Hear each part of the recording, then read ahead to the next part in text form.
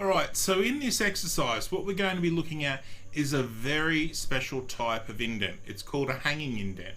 Now, a hanging indent is different to a normal indent. A normal indent indents the whole paragraph.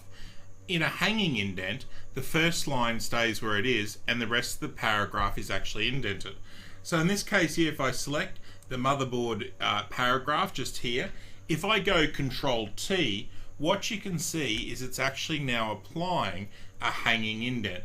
So it means that the actual first line is staying where it is and it's indenting the rest of the paragraph.